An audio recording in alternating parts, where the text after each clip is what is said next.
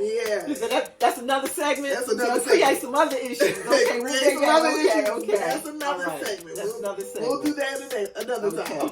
But like I said, this has been so phenomenal. We've had people who are pouring into this center. We've had the Deltas. Hello, everyone. Welcome to the Nemours Hygiene Hub. Hey, we're in MSK. Let's talk it out. So this morning, I want to introduce you to a parent of an MSK girl, next generation at that. This parent has been so phenomenal, and also this MSK girl. She came in here as a little girl, and we're watching her actually transform. It's like the butterfly syndrome kind of thing. Watching her as she's moving and growing and just grown into a beautiful young lady. And we're just so proud to have her and her family a part of I Am My Sister's Keeper. So, Danica, why? Tell me about why you said, Miss Lacey, she always says, Miss Lacey, what do you need me to do? What do you want? What do you do? I said, Danica, I need help with the hygiene hub. We want to put together a hygiene hub. She said, hey, it's done. I got you. And this is what came up. So tell me about that. Why? Just like, I got you. No, nothing. Well, so we had some recent transitions happen within our family. And it just kind of triggered some childhood things for me, which was period poverty. You know, at the time, I didn't know was considered period poverty. I, as a young adult, got my menstrual really, really early. And when I told my parent, it was like, hey, here's $5. Grab yourself some tampons. Okay, what's that word again that you use? Period poverty. And we're going to hold it right there because we're going to come back with that one. So we're right back. What is it again now? So it's considered period poverty. In which case, you would refer to it as pee-pee. Pee-pee. Okay. Pee-pee. So that's our young people it, here. right? Okay. That's another term for it. So period poverty. Like I said, my mom was just like, you know, here's some money, grab some tampons. And there was times where... You knew what a tampon was? Yes, I knew what a tampon was because of my mother. Like, okay. I've been in the bathroom at a younger age to see it. It was, the box was always around. Okay. So I knew more about a tampon probably than a pad. See, that's the age difference. Yeah. That's the age, because I never saw any type of tampons or anything. It was those big pads. That was it. So Kotex. My mom was 25 with me. Okay. So she's in her 60s now. So that's what she knew. My mom was in her 40s. She pretty much knew tampons. Okay. And for me, I'm like, what am I going to do with this tampon? Went to the store and bought the box because I've been told for years, hey, go to the store and give me some tampons. Okay. You know? So I knew how to go buy them. But then using them. Literally spent the whole morning in the bathroom going through boxes of them trying to figure out how to use them, you know? And for me, I didn't want that for my daughter. Gotcha. You know, I, as a young person, you have older cousins, you hear about it. I had a mother, I saw it, but I didn't really know what I was doing, you know? And I think that experience made me realize when I had my own daughter, we're not doing that. We're changing the dynamics.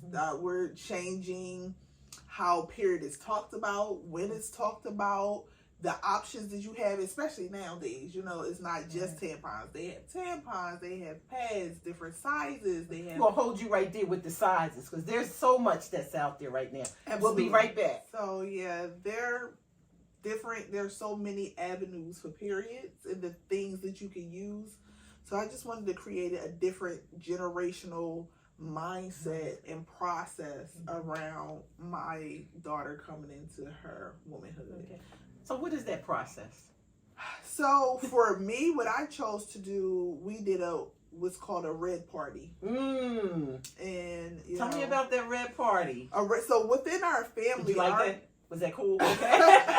So within our family, when our young ladies are coming into their womanhood, we do it more so like a celebration. When I was growing up, it can be a little embarrassing. Mm-hmm. So I've heard generations where they said they were ashamed. Mm-hmm. Nobody talked to them or said anything or walked them through the process. They felt like they did something wrong when they got their period. Wow.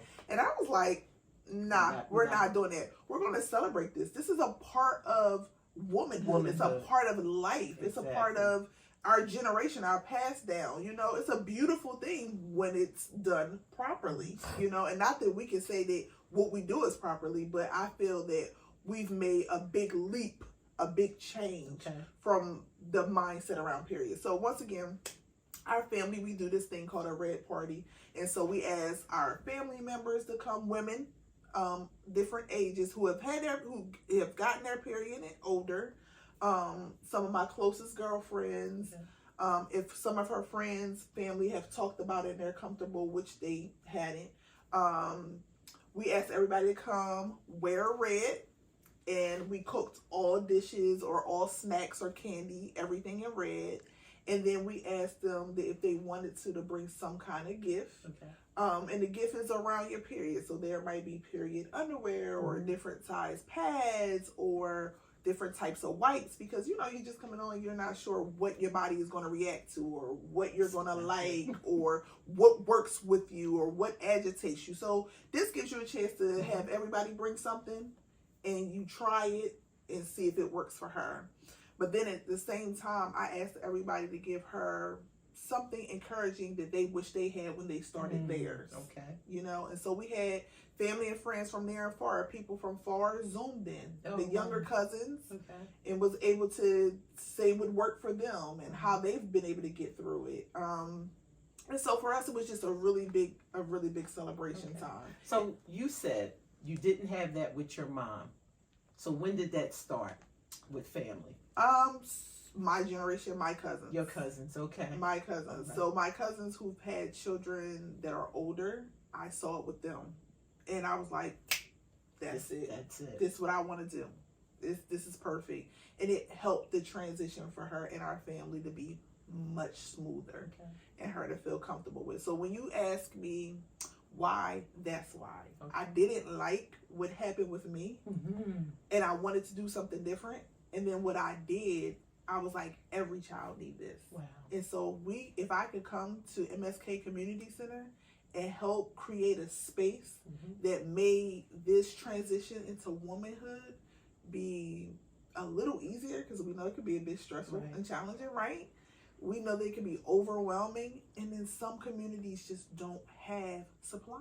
Exactly. So a large community of people who don't have what they need that time of month. So kids don't go to school. You know, they're ashamed, they're embarrassed if they leak through their clothes or if their parents can't afford it. I mean, the economy they're in right now. Right. So to be able to come to a community center where you feel safe and can be provided for the things that you need, I was so happy to be excited and to be a part of this community to do this service. Right. Well, we just appreciate you so much because, again, like there was nothing. I'm in Miss Lacey. I'm there, and if you take a look, we'll show you this room. Her husband, her father. This was a family event. Definitely, everybody got tuned in. Zoe was here, and this room. I mean, putting in a floor, doing ceiling tiles, painting. This room was a mess. Yeah. It was a mess. It was worth it. But it is truly blessed now. This is the 𝐒𝐿 Hygiene Hub. Yeah. And we just thank you so much. And, you know, as being the founder of I Am My Sister's Keeper, this is definitely part of our mission to bring insight into our young girls' life, that we can meet them where they are and be able to help them through, again, this labyrinth of life, because that's what it is. Absolutely. You know, when we talk about even the age difference, tampons was like, whoa, we're ready to put something inside of me. Right. You know, though it was like, oh, wait a minute, you know, I don't know about this. You know, what did that mean at that point? So we didn't have that. But I was blessed because I had that village of women, which you talked about. And I remember when my monthly came on and my grandmother said, okay, well, we're going to have a sister. We got to tell her. I was like, you going to tell anybody my business? She was like, "You ain't no business." Right. What better way for you to learn about this cycle of your life, but by women who love you and know you? Absolutely. And know this process. They know where you're going. You may not go the exact same way, but listen, women, this is what we go through. Absolutely. And they were able, like you say, to be the torches, to be the light. Okay, when I get to this step, okay, here's a light, because now we're talking about it. We're being able to talk this thing out, to walk this thing out. And I just commend you. Thank you. You know that I had an invitation to that, and I was honored that you even asked me to come. I think I was going away. I was like, oh no, I'm not going to be able to be there or whatnot. But that made this more important. Absolutely. Where we're able to talk with our girls who are 6 to 11, and it's starting earlier now. Absolutely. You know, I'm hearing people saying 8 and 9, and I'm like, oh my goodness, is it in the food? Like, what? Why so early? Right. But we have to be prepared. We have to be able to talk with them and give them insight and real talk. Real talk. Because, again, it could save their life. It's so many ways. I think when we have people who don't expose their children to what's happening, they start doing the wrong things. And if they're already active in some ways, it creates some other issues. And so, all right, let's talk about that. Wait a minute.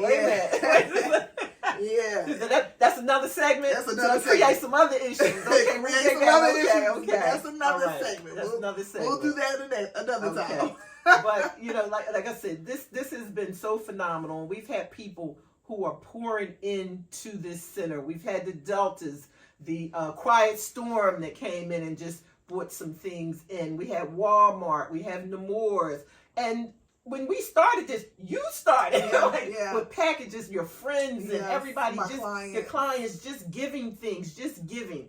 And you know, this hub is not just for girls. It's for our young men too. Absolutely. You know, they go through a process of learning who they are and what. We have a whole section, you know, just for them as well. Coaches bringing young guys in, and we're talking about hygiene and different things like that. Because hygiene is not just about It's not just about period. We have people who don't have basic soaps, lotion, toothpaste. We got all of that. We have body wash. Because people, we know this generation, they can tease and make fun of. If this building is here, it is here allowing you to send the community in to get what they need.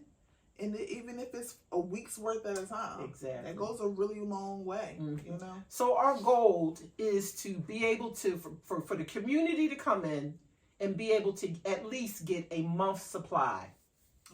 To move out, to get a bag. We got bags that's available that they can come up and, you know, get what they want.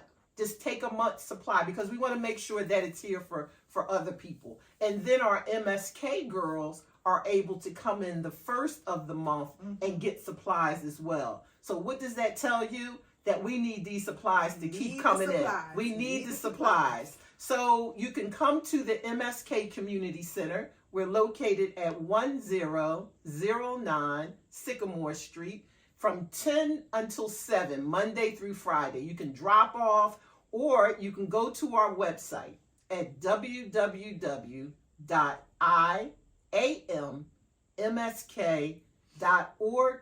Hit the donate button and donate.